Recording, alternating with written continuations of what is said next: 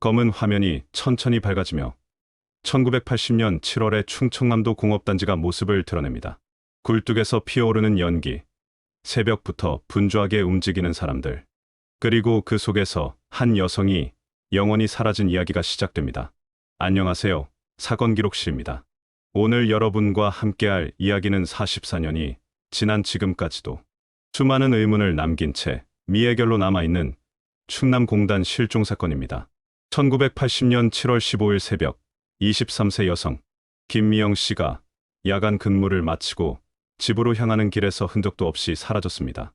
이 채널을 처음 방문해 주신 분들을 위해 간단히 소개드리겠습니다.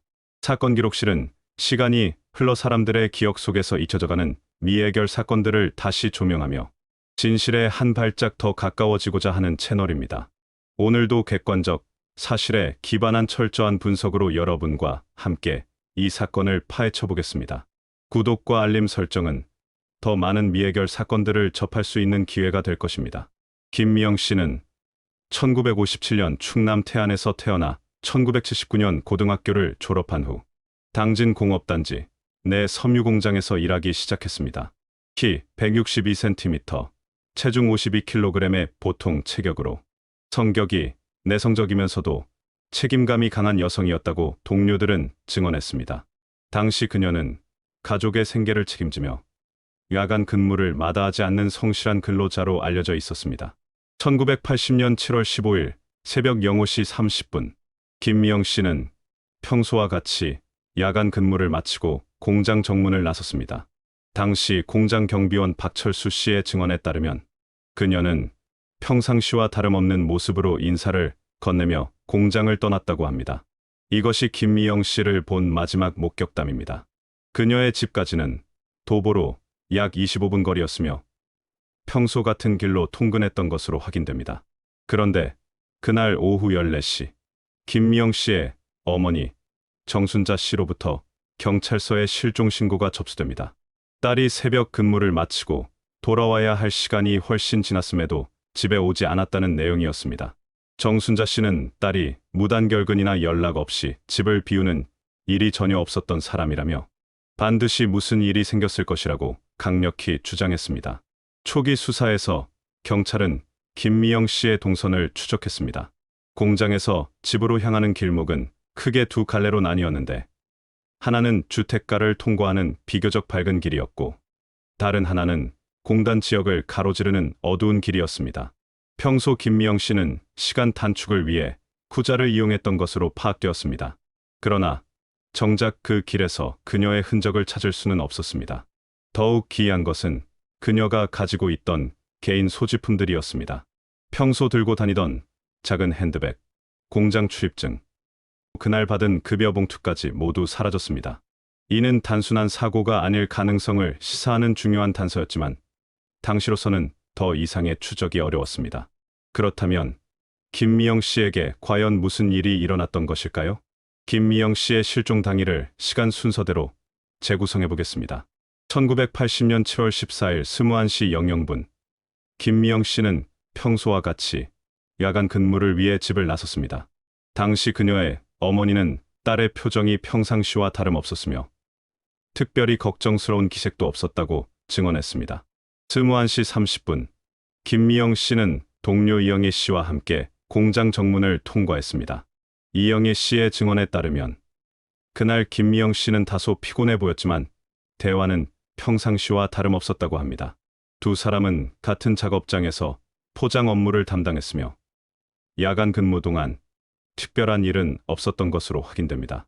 새벽 01시경, 작업장 반장 최태식 씨가 순찰을 돌며 근무 상황을 점검했습니다. 당시 김미영 씨는 자리에서 성실히 작업하고 있었고 다른 근로자들과 마찬가지로 특이사항은 없었습니다. 최태식 씨는 김미영 씨가 평소보다 말수가 적었던 것 같다고 회상했지만 야간 근무의 특성상 대화가 줄어드는 것은 자연스러운 일이라고 덧붙였습니다. 새벽 04시 30분, 야간 근무가 종료되었습니다. 김미영 씨는 동료들과 함께 작업장 정리를 마치고 개인 사물함에서 소지품을 챙겼습니다. 당시 함께 있던 동료 3명은 모두 그녀가 평상시와 다름없는 모습이었다고 일치된 증언을 했습니다. 급여 지급일이었던 그날, 김미영 씨는 봉투에 담긴 월급을 받아 핸드백에 넣었습니다. 새벽 05시 00분, 김미영 씨는 동료들과 함께 공장 건물을 나왔습니다. 이때까지는 여러 명의 목격자가 있었습니다. 공장 출입구에서 동료들과 헤어진 후 그녀는 혼자 집으로 향했습니다. 다른 동료들은 대부분 반대 방향이나 대중교통을 이용했기 때문에 이 지점부터 김미영 씨는 혼자가 되었습니다. 새벽 05시 30분, 경비원 박철수 씨와의 마지막 인사가 이루어졌습니다. 박철수 씨는 당시 김미영 씨가 평상시보다 조금 서둘러 보였다고 증언했지만 특별히 이상하다고 느낄 정도는 아니었다고 했습니다. 그녀는 평소와 같이 정중하게 인사를 건넸고 공장 정문을 나서는 모습이 마지막 목격담이 되었습니다. 새벽 06시경, 김미영 씨는 집에 도착했어야 할 시간이었습니다. 그러나 그녀는 집에 나타나지 않았습니다.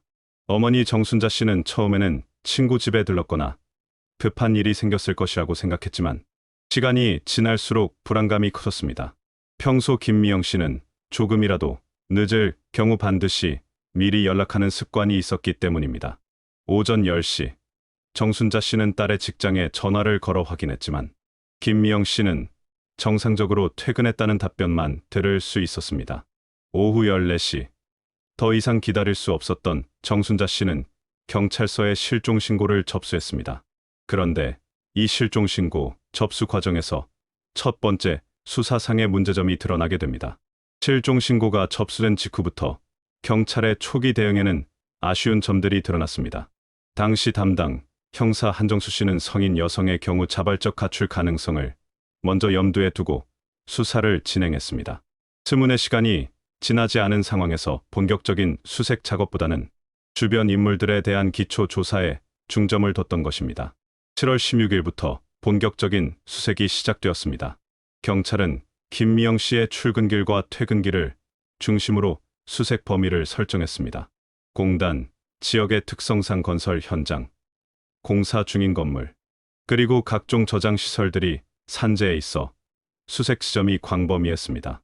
경찰견을 동원한 수색도 이루어졌지만 뚜렷한 단서를 찾지 못했습니다.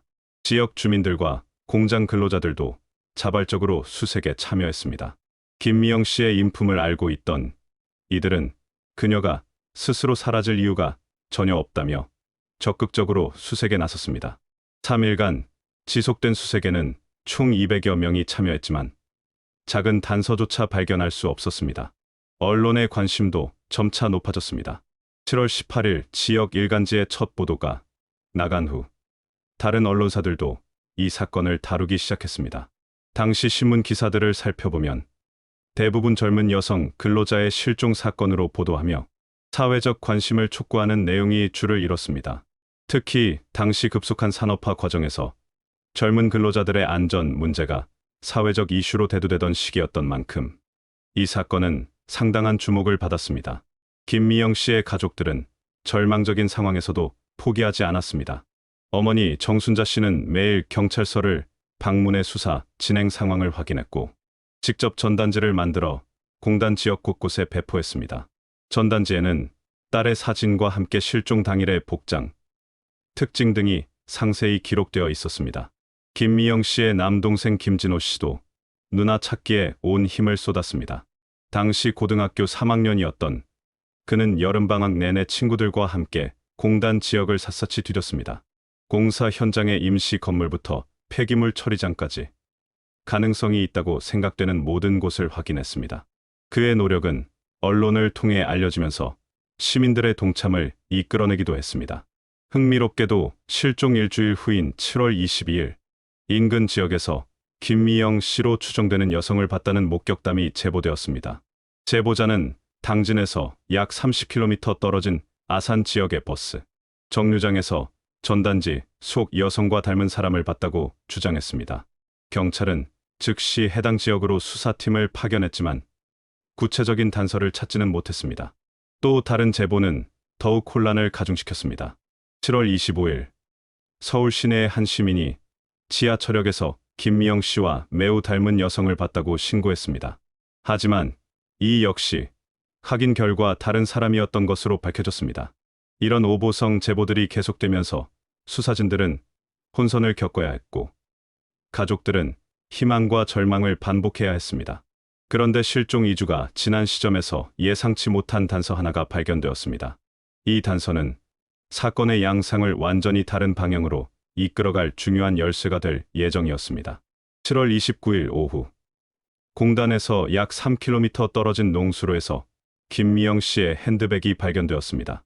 발견자는 수로 정비 작업을 하던 인부 조성만 씨였습니다. 핸드백은 물에 젖어 있었지만 형태는 그대로 유지되고 있었으며 내부에서 김미영 씨의 신분증과 공장 출입증이 확인되었습니다. 그런데 이 핸드백 발견은 새로운 의문들을 불러일으켰습니다. 가장 큰 의문점은 핸드백이 발견된 위치였습니다. 김미영 씨가 집으로 가기 위해 이용했던 경로에서 상당히 벗어난 곳이었기 때문입니다. 왜 그녀의 소지품이 그곳에 있었을까요? 자발적으로 그 길을 택했던 것일까요? 아니면 누군가에 의해 끌려간 것일까요? 더욱 의미심장한 것은 핸드백 안에 급여 봉투가 없었다는 점입니다. 동료들의 증언에 따르면 김미영 씨는 분명히 그날 받은 월급을 핸드백에 넣고 퇴근했는데 핸드백에서는 현금을 찾을 수 없었습니다. 당시 그녀의 월급은 약 15만 원 정도였는데 이는 당시 일반 근로자 월급의 평균 수준이었습니다. 수사진은 핸드백이 발견된 농수로 일대를 집중적으로 수색했습니다. 그 과정에서 또 다른 단서가 발견되었습니다. 농수로에서 약 50m 떨어진 풀숲에서 여성용 구두 한 짝이 발견된 것입니다. 김미영 씨의 어머니는 그 구두가 딸의 것이 맞다고 확인했습니다. 그런데 구두가 발견된 상황도 석연치 않았습니다. 구두는 한 짝만 발견되었고 특별한 손상 흔적은 없었습니다. 만약 사고나 폭력적인 상황에서 벗겨진 것이라면 주변에서 다른 흔적들이 발견되어야 했지만 그런 증거는 찾을 수 없었습니다. 또한 나머지 한 짝은 끝내 발견되지 않았습니다. 이 시점에서 수사는 새로운 국면을 맞았습니다. 단순한 실종 사건이 아닐 가능성이 높아진 것입니다. 경찰은 수사 체제를 강화했고 강력계 수사관들이 투입되었습니다. 김미영 씨의 인간관계, 최근 생활 패턴, 그리고 주변 인물들에 대한 전면적인 재조사가 시작되었습니다. 재조사 과정에서 흥미로운 사실들이 밝혀졌습니다. 김미영 씨가 실종되기 일주일 전부터 누군가로부터 괴롭힘을 당하고 있었다는 동료의 증언이 나온 것입니다. 동료 이영희 씨는 김미영 씨가 최근 들어 퇴근 후 빨리 집으로 가려고 하는 모습을 자주 봤다고 증언했습니다. 평소보다 주변을 자주 둘러보는 행동도 보였다고 했습니다. 더욱 충격적인 것은 공장 내 다른 근로자의 증언이었습니다. 김미영 씨와 같은 작업장에서 일했던 남성 근로자 중 한 명이 그녀에게 지속적으로 관심을 보이며 불편함을 주고 있었다는 것입니다. 이 남성 근로자의 이름은 박상진. 당시 28세로 김미영 씨보다 5살 많았습니다. 박상진 씨에 대한 조사가 시작되었습니다. 그는 1978년부터 같은 공장에서 일했으며 기계 정비 업무를 담당했습니다. 동료들에 따르면 평소 과묵한 성격이었지만 최근 몇 달 동안 김미영 씨에게 유독 관심을 보였다고 합니다. 점심시간에 자주 말을 걸려 했고 퇴근 시간을 맞춰 같이 나가려고 시도했다는 증언들이 나왔습니다. 그런데 박상진 씨는 김미영 씨가 실종된 다음 날인 7월 16일부터 공장에 나오지 않았습니다. 회사 측에 병가를 신청했다는 기록이 있었지만 구체적인 병명이나 진료 기록은 확인되지 않았습니다. 이는 수사진에게 매우 의심스러운 부분으로 여겨졌습니다. 과연 박상진 씨와 김미영 씨 사이에 무슨 일이 있었던 것일까요? 박상진 씨에 대한 본격적인 수사가 시작되면서 그의 과거가 하나둘씩 밝혀지기 시작했습니다. 그는 충남 예산 출신으로 중학교 졸업 후 서울에서 공장 생활을 하다가 1978년 고향 근처인 당진 공단으로 옮겨왔습니다. 가족 관계는 비교적 원만했지만 대인 관계에서는 다소 어려움을 겪고 있었던 것으로 파악되었습니다. 수사진이 박상진 씨의 거주지를 방문했을 때 그는 집에 있지 않았습니다. 이웃들의 증언에 따르면 7월 16일 이후로 집에서 그의 모습을 본 사람이 없다는 것이었습니다. 그의 하숙집 방을 조사한 결과 평상시 사용하던 옷까지 일부와 개인 소지품들이 없어진 것을 확인할 수 있었습니다. 더욱 의심스러운 것은 박상진 씨의 최근 행동 패턴이었습니다. 김미영 씨 실종 며칠 전부터 그는 동료들에게 곧 고향으로 돌아갈 계획이라고 말하고 다녔습니다. 하지만 회사에는 정식 퇴사 신청을 하지 않은 상태였고 급여 정산이나 기타 절차도 밟지 않았습니다. 이는 갑작스럽고 계획되지 않은 이탈을 의미하는 것으로 해석되었습니다. 김미영 씨의 동료들을 상대로 한 추가 조사에서는 더욱 구체적인 증언들이 나왔습니다.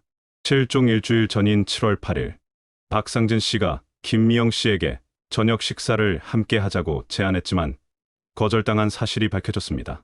당시 김미영 씨는 동료들에게 불편하다는 의사를 표현했고 가급적 박상진 씨와 마주치지 않으려고 했다는 증언도 있었습니다. 7월 13일에는 더욱 심각한 일이 있었습니다. 박상진 씨가 김미영 씨의 작업 도구를 빌린다는 핑계로 그녀에게 접근했는데 이때 김미영 씨가 명확하게 거부 의사를 표현했다고 합니다. 주변에서 이를 목격한 동료들이 있었음에도 불구하고 박상진 씨는 계속해서 그녀 주변을 맴돌았다고 합니다. 수사진은 박상진 씨의 행방을 찾기 위해 전국에 수배령을 내렸습니다. 그의 고향인 예산 지역부터 그가 과거 거주했던 서울 지역까지 광범위한 수사망이 펼쳐졌습니다. 하지만 그의 흔적을 찾기는 쉽지 않았습니다. 1980년 당시에는 현재와 같은 신용카드나 휴대전화가 보편화되지 않았기 때문에 개인의 이동 경로를 추적하기가 매우 어려웠습니다. 8월 12일 수사에 중요한 전환점이 찾아왔습니다. 서울 영등포구의 한 여인숙에서 박상진 씨로 추정되는 인물이 투숙했다는 신고가 들어온 것입니다. 여인숙 사장의 증언에 따르면 해당 인물은 7월 말경부터 약 2주간 머물렀으며 대부분의 시간을 방에서 보냈다고 합니다. 특이한 점은 그가 신문을 매일 구입해서 읽었다는 것이었습니다. 수사진이 해당 여인숙에 도착했을 때 박상진 씨는 이미 떠난 후였습니다. 하지만 그가 사용했던 방에서 중요한 단서를 발견할 수 있었습니다. 쓰레기통에서 김미영 씨 실종 사건을 다룬 신문 기사들이 여러 개 발견된 것입니다. 이 신문들은 모두 밑줄이 그어져 있었고 특히 수사 진행 상황에 관한 부분들이 집중적으로 표시되어 있었습니다. 여인숙 주변 상점들을 대상으로 한 추가 조사에서도 의미 있는 정보를 얻을 수 있었습니다. 박상진 씨로 추정되는 인물이 인근 약국에서 소화제와 신경안정제를 구입했다는 증언이 나왔습니다. 약국 사장은 그 사람이 매우 초조하고 불안해하는 모습이었다고 회상했습니다. 이는 그가 심리적으로 극도의 압박감을 받고 있었음을 시사하는 중요한 단서였습니다. 박상진 씨의 행적은 서울에서 다시 끊어졌습니다. 여인숙을 떠난 8월 중순 이후로는 그 어떤 목격담도 흔적도 찾을 수 없었습니다. 마치 공기 중으로 사라진 것처럼 완전히 자취를 감춰버렸습니다. 수사진은 전국의 경찰서와 파출소에 그의 사진을 배포했고 언론을 통해서도 수배 소식을 알렸지만 아무런 성과를 거두지 못했습니다. 더욱 기이한 것은 박상진 씨의 가족들조차 그의 행방을 전혀 모른다고 증언한 점이었습니다. 예산에 살고 있던 그의 부모는 아들이 실종되기 전 몇 달 동안 연락이 거의 없었다고 말했습니다. 평소 효자로 알려져 있던 그였지만 1980년 들어서는 고작 2번 정도만 안부 전화를 했다고 합니다. 가족들은 아들이 직장 생활에 적응하느라 바쁜 것으로만 생각했다고 했습니다. 1980년 가을, 수사는 교착 상태에 빠졌습니다. 핵심 용의자인 박상진 씨는 행방불명 상태였고 김미영 씨의 흔적은 핸드백과 구두 한 짝이 전부였습니다. 경찰은 공개 수배를 통해 시민들의 제보를 기다렸지만 대부분이 오보이거나 확인되지 않는 정보들이었습니다. 그해 12월, 뜻밖의 소식이 전해졌습니다. 부산 지역에서 박상진 씨와 닮은 남성이 목격되었다는 제보가 들어온 것입니다. 제보자는 부산역 인근의 한 식당에서 일하는 여성이었는데 그녀는 11월 말경부터 그 남성이 식당을 자주 이용했다고 증언했습니다. 특히 그가 항상 신문을 읽으며 혼자 식사하는 모습이 인상 깊었다고 했습니다. 수사진은 즉시 부산으로 향했습니다. 하지만 또다시 한 발 늦었습니다. 해당 남성은 수사진이 도착하기 며칠 전에 갑자기 나타나지 않게 되었다고 했습니다. 식당 사장은 그 남성이 마지막으로 왔던 날 평소보다 더욱 불안해하는 모습을 보였다고 기억했습니다. 마치 누군가에게 쫓기는 듯한 표정이었다고 덧붙였습니다. 1981년에 접어들면서 사건은 점점 사람들의 기억에서 멀어져 갔습니다. 언론의 관심도 줄어들었고 새로운 단서도 나타나지 않았습니다. 하지만 김미영 씨의 가족들은 포기하지 않았습니다. 어머니 정순자 씨는 매년 딸의 생일과 실종일에 전국 각지의 경찰서에 편지를 보내며 수사 재개를 요청했습니다. 1985년 충격적인 소식이 전해졌습니다. 강원도 산간 지역에서 신원불명의 여성 유골이 발견된 것입니다. 발견 장소는 등산객들이 거의 찾지 않는 깊은 계곡이었고 유골의 상태로 보아 상당한 시간이 경과한 것으로 추정되었습니다.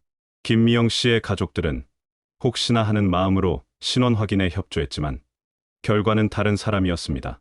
이런 식의 허위 희망과 실망은 수없이 반복되었습니다. 전국 각지에서 신원불명의 여성 유골이 발견될 때마다 김미영 씨 가족들은 감정의 롤러코스터를 타야 했습니다. 1987년 경기도, 1989년 전라도, 1992년 경상도에서 각각 발견된 유골들도 모두 김미영 씨와는 무관한 것으로 판명되었습니다. 1995년 사건 발생 15년 만에 새로운 전개가 있었습니다. 대전 지역의 한 시민이 경찰서에 찾아와 흥미로운 증언을 했습니다. 그는 1980년 당시 당진공단 근처에서 트럭 운전사로 일했는데 7월 15일 새벽에 이상한 광경을 목격했다고 했습니다. 한 남성이 여성을 업고 있는 모습을 봤다는 것이었습니다. 당시에는 단순히 취한 사람을 돌봐주는 것으로 생각했지만 나중에 김미영 씨 실종 소식을 듣고 계속 마음에 걸려왔다고 했습니다. 하지만 15년이 지난 후의 증언이었기 때문에 구체적인 내용이나 정확한 위치 등은 기억하지 못했습니다. 또한 그가 목격했다고 주장하는 남성의 인상착의도 모호했습니다.